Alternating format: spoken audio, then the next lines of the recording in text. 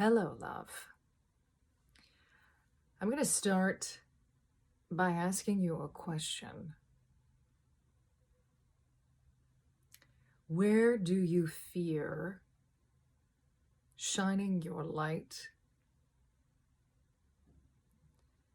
And what is that fear? What is that all about? Where do you feel intuitively that fear comes from?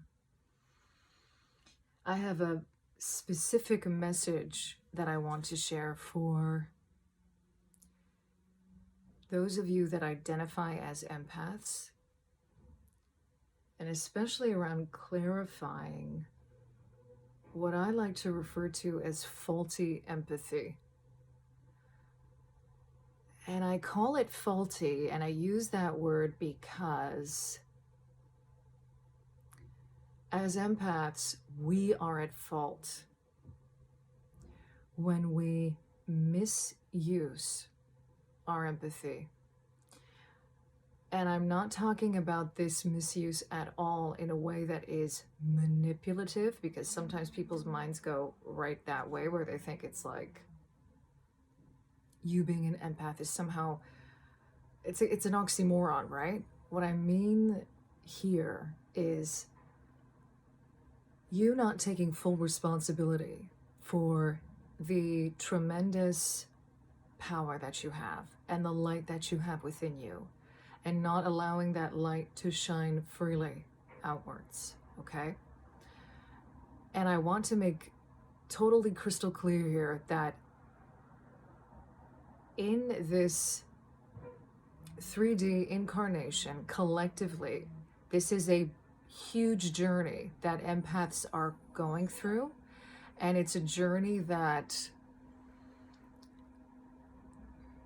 is very much about you having to go through it, you having to understand it, to live through it, in order for you to actually start the transmutation of it, the healing process of it.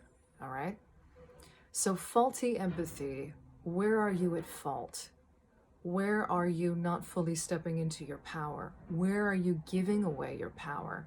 Where are you doing it almost in a way where you think you have to do it because that's what you think it means to be an empath? These are ways that we have been conditioned around understanding empathy. It's not something that is truly what it means to be empathic. And a lot of this comes through a very Judeo-Christian idea of what it means to be, quote unquote, a good person. This idea that you need to be self-sacrificing. We have been conditioned to believe it or to believe that that is what it means. The definition of empathy meaning self-sacrifice, meaning you give your power away to people to help them, to heal them, etc. That's faulty empathy. True empathy is you stepping fully into your empathic abilities with very healthy boundaries. You being free and sovereign to choose to do that. And knowing that this is an incredible gift that you do not just freely give away to anyone and everything. Because one of the crucial things that we need to learn right now is discernment. And that comes from really knowing who you are, truly, having done the work for yourself, tapped into your intuition, coming from a centered place, grounded to Mama Gaia, anchoring the light. Okay, so without further ado, because I could talk about this for hours, and I probably will in intervals going forward, but it's really important to really understand that this has nothing to do with, what am I trying to say here? What I'm basically trying to say here is that there's an egoic imprint of empathy that exists in the third dimension that was created to take us out of our power. And I want to make, again, another thing crystal clear here, that when you fully step into your power, there is nothing negative or selfish or egoic about that. That's another form or another way that we've been conditioned to be afraid of our light, to be afraid of our ability to stand in our truth and speak up and have those healthy boundaries.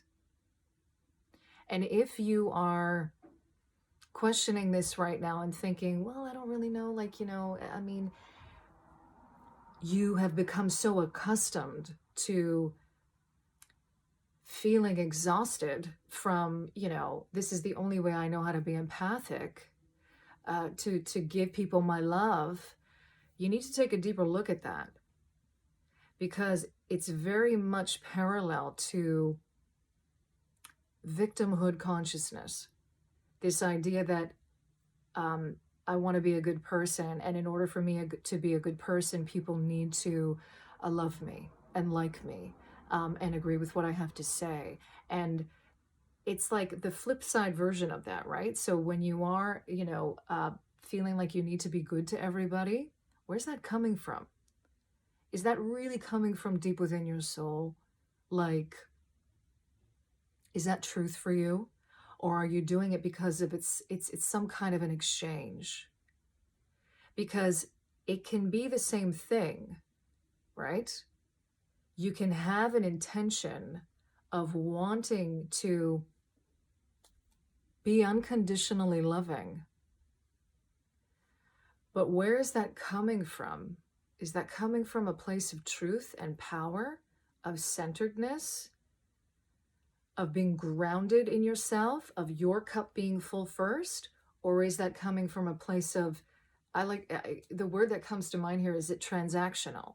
Is it coming from a place of, well, as long as I'm doing this good will come back to me? Or as long as I'm doing this good, the person that I'm doing this good with will like me back?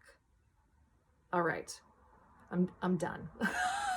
Already at 7 minutes. So I'm asking through, this being Aphrodite's day, Venus, and Neptune as well, Poseidon, and specifically focusing around the energies of unconditional love related to that, okay, and faith. I wanted to ask through Spirit, through Pamela's deck, the Rider-Waite-Smith, I'm asking through the Work Your Light Oracle as well, and the Rumi Oracle, Alana Fairchild's Rumi Oracle. So look what came out. We had the Star Car in reverse with the Sun in reverse at the bottom of the deck. I asked specifically here around these shadow energies coming through when shuffling Pamela's deck. And it's interesting that in both these cases, we're not shining our light. We're living in the shadows still. There's some kind of shadow element here at work that you are not addressing. What is it? This makes me think of Carl Jung. I'm paraphrasing here, but it's like it has been said, I think, that the tallest tree that ever reached the heavens had to dig its roots into hell in order for it to shine up into heaven. This is shadow work right now. We are in Pluto retrograde, right? There's a lot of shadow work going on around this and healing potential. But this essentially is saying that, look at this. If there are two cards in the major arcana about not shining your light, these are them. So this is a lot to do with what I was saying earlier and the conditioning that we've grown up with around this idea that it's bad to do that. But that comes from a place of control and power. Think of how many times when you were a kid growing up, you were told, don't do that, right? And it was innocent. It was something that you were doing. It was you expressing yourself. Okay. From the Rumi Oracle, isn't this interesting? The dissolving light. Number 3, that's the number of creation. We had the combined number of 8 come out with the star and the 10 with the sun, okay? This is about so much transformation going on right now. you effectively manifesting things in your life, etc., all coming from this place, all coming from a place of not integrating dark into light, right? Shadow going into the depths of your soul. Pluto retrograde, take advantage of it, all right? All right, honey? The dissolving light. Well, when the star's in reverse and the sun's in reverse, yeah, what's that light doing? This is about truth and stepping into your truth and shining your truth. This is the time for this message to come out now in this way through this reading. This is a very, very, very, very, very, very clear message. I cannot emphasize this enough about you transmuting all of those energies into light. And I'm just going to read from the Rumi Oracle the excerpt that she has here from Rumi as I hold this up. So listen. I died as mineral and became a plant. I died as plant and rose to animal. I died as animal and I became human. Why should I fear anything? When was I ever less by dying? That's transformation. Transformation right there. And I'm also going to read you the sacred ritual here, the honoring ritual. So if you feel called to do this with me, just listen. Place both hands on your heart now and say the following, or you can listen along if you like. The eternal light of Rumi burns through that which is unworthy and frees me into unconditional love and truth now. I am blessed by the grace of this sacred brother, and I open my heart to the tender fire of passionate presence. Through merciful compassion and my own free will, I ask to be shown the greater truth that will set me free. So be it. Whenever you feel relaxed or ready enough to take your hands off of your heart, you can do so, okay? You can come back to this if you like in the future. This is a ritual to tap into the supportive grace that is around you. I'm really feeling the energies of